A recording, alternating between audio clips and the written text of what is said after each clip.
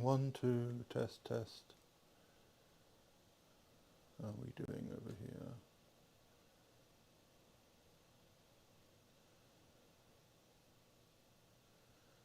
Excellent condition. Okay. And it says we're going.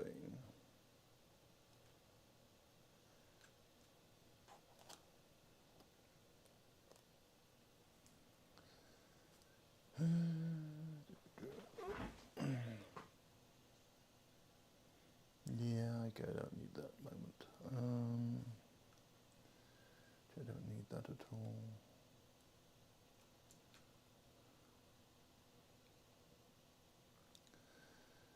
Okay, so let's just get rid of that.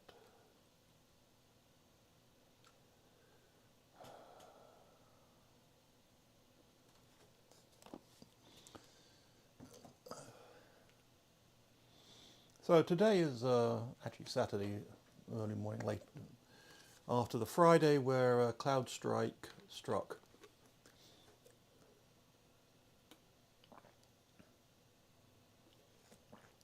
For those you don't know, Cloudstrike is computer security software, and they pushed an update, and for some reason that update killed the computers it was pushed to.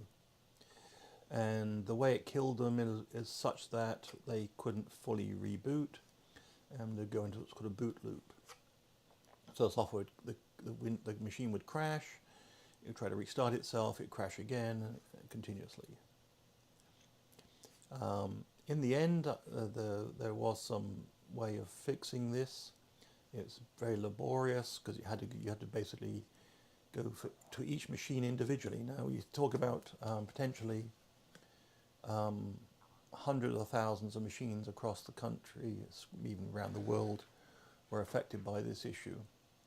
But on the other hand, the companies, the big companies like airlines and things, they're as much to some extent they're as much to blame as the CrowdStrike issue, because what happens normally in a big enterprise which has mission critical systems, what they normally do was basically any changes that are going to be made to their systems, they would use in test and dev environments first, make sure they work, and then they would push them to production.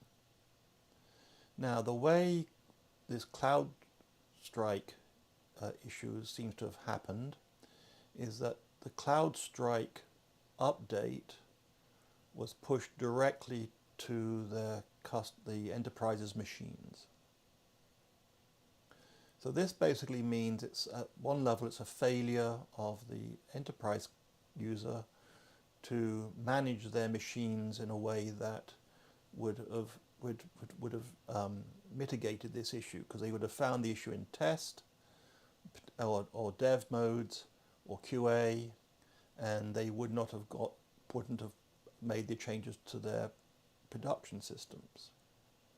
Now, this is actually very common to have production systems which are basically frozen and only are available to be modified during a maintenance window.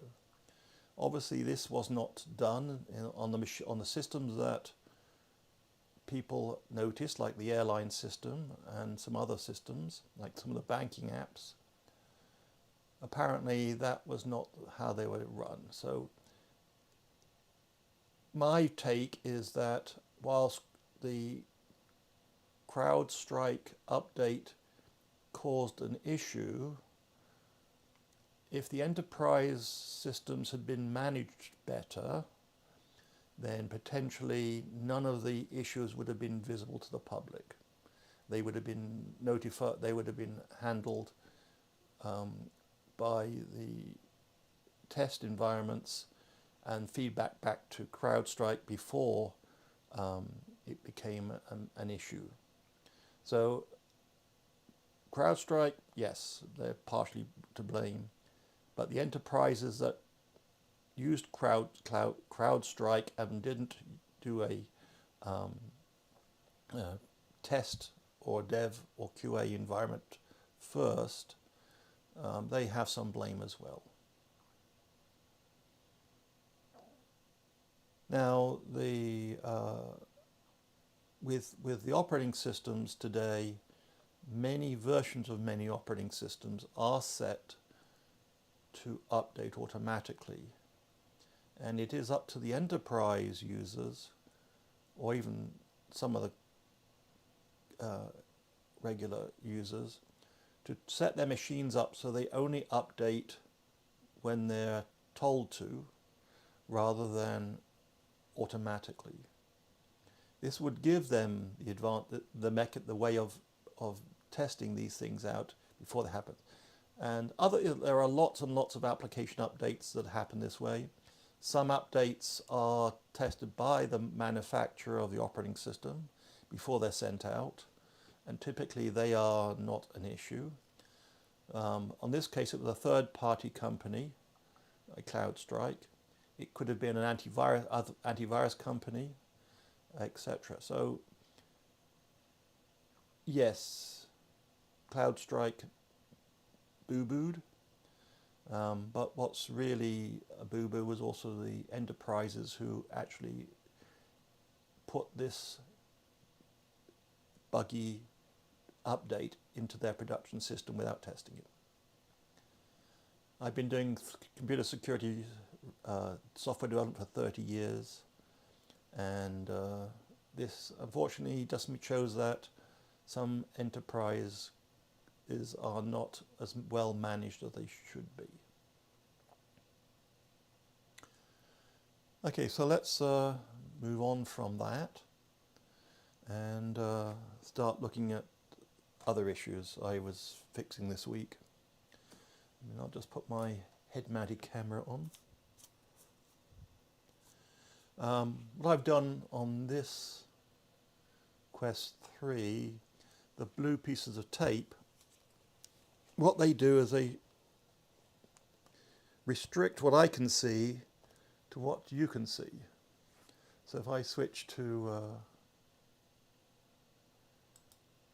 this mode, what I realized when I did the last broadcast is that at the bottom of what I can see without the tape were things like I was talking about, but they weren't being sent from the camera on the Quest to the computer so you couldn't see what I was talking about. And so what I realized was I needed to basically blank off the lower part of the camera on the Quest, so what was being cast matches what I can see. That way, if I'm going to talk about my keyboard down here, then I have to actually look at it, because previously I could just talk about it like this, and obviously you can't see that.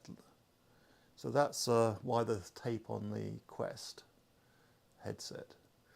I think it has problems because you can see the way the video up here is wiggling around a lot, and so I think it's just making the Quest's video processor is having a hard time.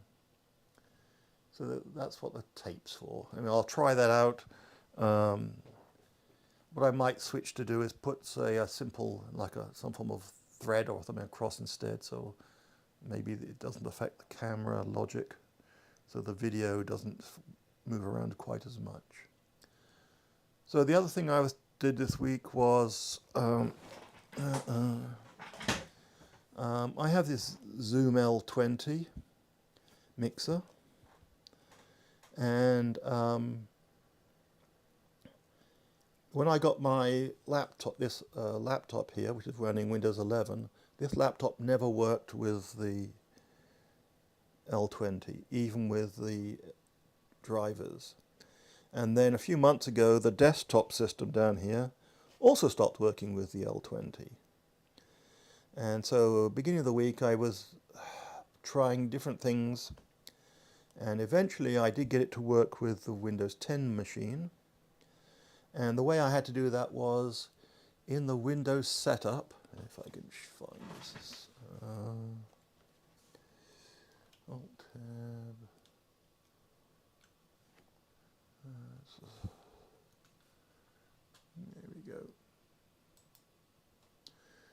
So in the Windows setup, you go to Sound Properties for your input device, then go to the sort of advanced or more version of it. This is the Windows 11 screen. There is this setting here which sets how the driver is being used. And on the Windows 10 machine, it was set to 16-bit 22 channel. And I set it to 24 and it burst into life. So it looks like the 16-bit setting on the L20 driver for Windows was not working. It stopped working, but the 24-bit settings work fine. And then so I did the same thing on the laptop over here.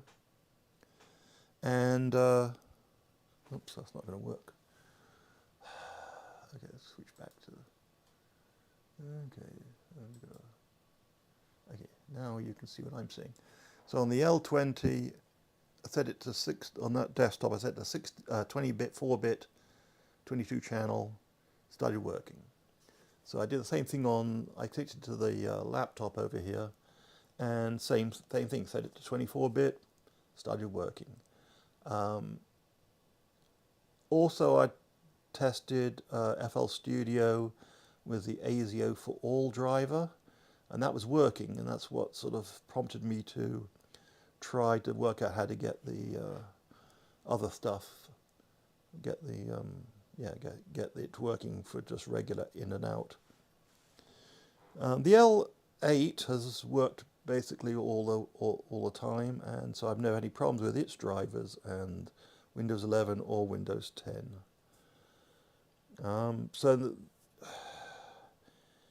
It wasn't perfect, but at least it did work. It went from no sound at all to at least some sound. I have a number of applications, especially FL Studio. There are some the demo tunes which seem to cause artifacts to be heard, like a gritty sound when it shouldn't do, or just straight aliasing. So anyway, so I would say that basically, if you've got a Zoom L20 and it's not working or stops working completely, check the audio settings for your on Windows and make sure it's not 16-bit.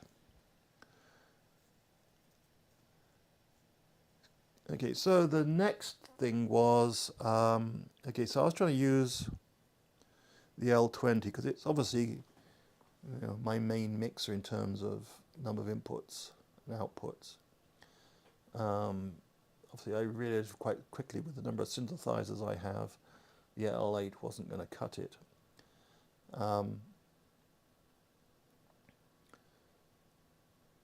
So what I was doing was I was trying to configure OBS, which is doing the streaming, to use on the laptop to use the L20. And although output was coming out, I couldn't get OBS or even voice recorder to see any signal. And the reason that is it turns out that OBS and voice recorder, simple applications like that, only handle the first two audio channels. So on the L20, that meant I would have to use the one and two channel inputs for all the input I wanted to feed in, which is doable because what you can do is you can take one of the outputs buses and split it back to the input bus, to those two inputs, and use that so the rest of the channels can be mixed via that bus to the input. I never really, then I realized, why don't I have the same problem with the L8?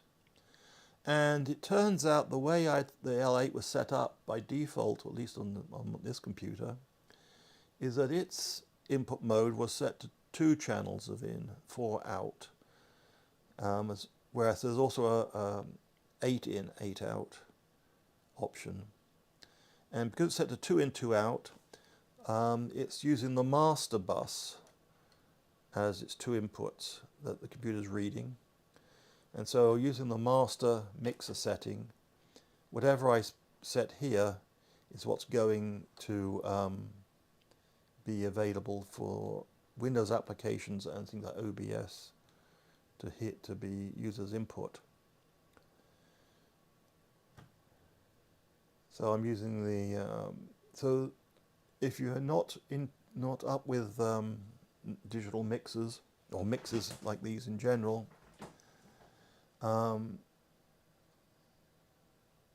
each input is associated with what's called a channel, and that channel has a number of controls. In the digital mixer I have here, there's an input level and an input level switch. It has a, what's that one? Forget, oh, that's a compressor. Okay, it has a compressor, which basically limits how loud things can get.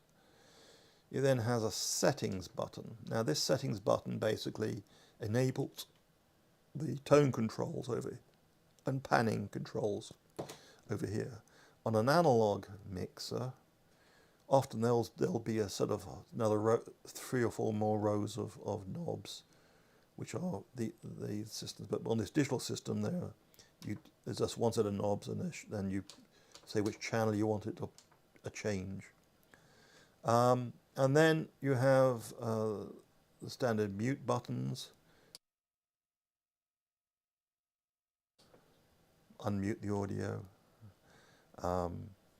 So I'm currently using channel 3, input 3. And then basically this L20, the reason I purchased it was it has 7 buses.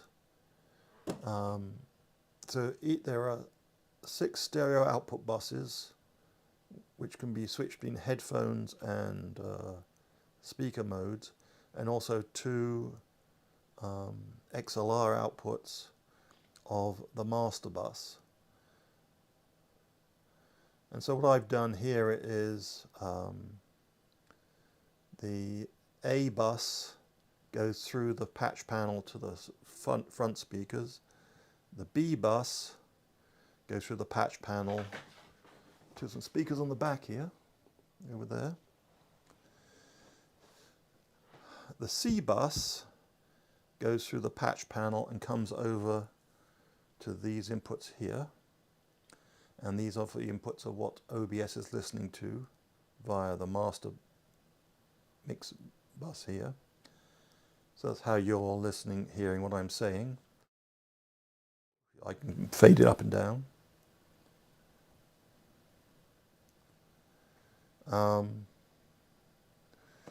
The D bus is, where does the D bus go?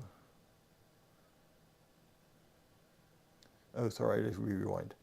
I think it's the D bus that goes over to here. The C bus goes over to this Volt 2 interface, which goes to here. This is used. I'm using this as the audio interface from the desktop computer. The output from that goes to the patch panel and comes in on this pair here, and the L8 goes to the patch panel and comes in on this pair here. So I can route audio back and forward. And if I turn the USB on, then the Macintosh underneath there is driving the USBs. So that's quite a weird, complicated setup with the mixers. So you really have to think about making sure you select the right bus before you play with the volume controls. The E and F. Right, so I said one of them, I forget which one it is, basically loops back channels 1 and 2, which I don't think I need to do anymore.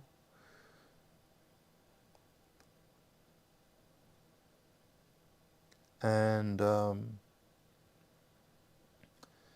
other one is basically an effects send, stereo effects send, which is currently wired into this looper pedal. So I've now got to just wire the looper pedal to an input. So today, I spent today basically connecting up all these nicely colored patch cables. So the patch bay, the top channels come in on these ones here, and the outputs over there are on the connections on this side. And you can probably just about read some labeling I've done there. This is a P-Touch labeler I use. Let's go back here.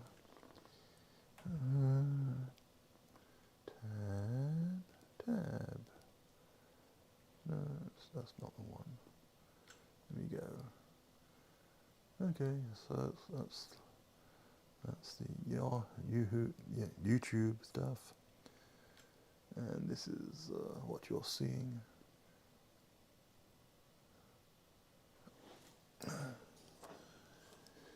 Yeah, so I got 2 1.5 feet, 18-inch sets of patches, cables. Got 2 of those, and 1 8 by 16, 6 feet, which is providing the basically all the outputs to the L8, and 4 inputs to the L8. So yes, this is sort of the standard patch. So now I've got things like the Moog,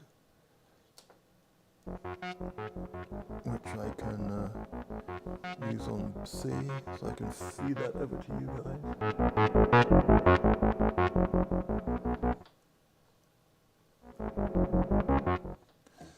I also have Little Fatty.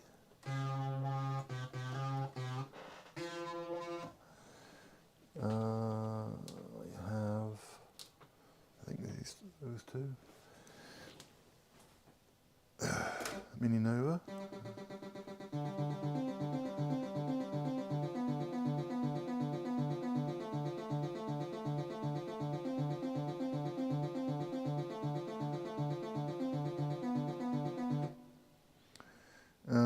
Also have over here, I have another mixer, which is just has the tape deck, VCR, and this on it. So that's I forget which one it is. Forget where it is. It's one of these. I think it's this one. That pair.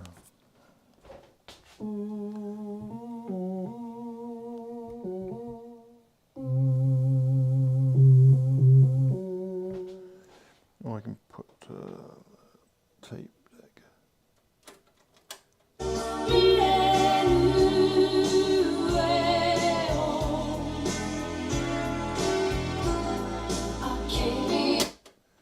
There you go.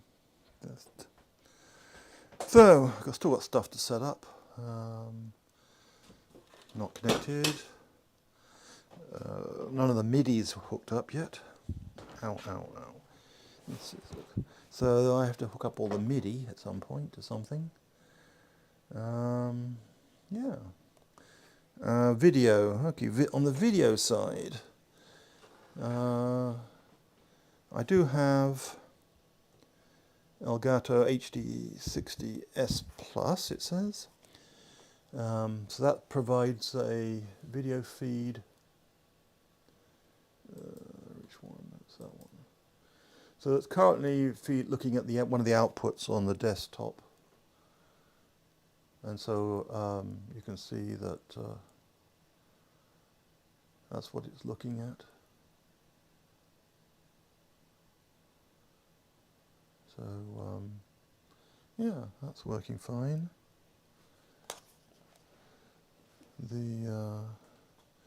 So that means I can obviously use anything on that machine, and as long as if I want the audio, I can route the audio through obviously the C bus over to here. So yeah, that's what it's for. I also have a little converter down there, which is the VCR AV go to HDMI converter, and that comes up in here. I have a couple of video switches, but for some reason, when I try to use those with the Elgato HD60, it's not working. So I'm not sure what's going on there. So currently, I'll manually switch it if I need to. So I think it's all coming together now. Yeah, I need to get the MIDI set up. The Moog workstats need to be worked on again. I mean, they're this one has the metal work needs to be, that's 1 inch wide and it really needs to be the 1.5 or 1 1/4. So I'm going to rebuild those units. And I need to patch get some long patch cables so I can play with the sequences, which I have wired up here in the Model D. So I can use those to start making my music. Get the circuit up and running. The record deck needs to be plugged into the mixer below. The OP6 wired up. Yeah, it does lots of little stuff like that. So, yep, those aren't wired up yet either. So over here with I've got another mixer up there I can use. There's what's it, JD8, what it's called, the rebuild. Yeah. So anyway, we're making progress, and hopefully we'll be broadcasting again soon.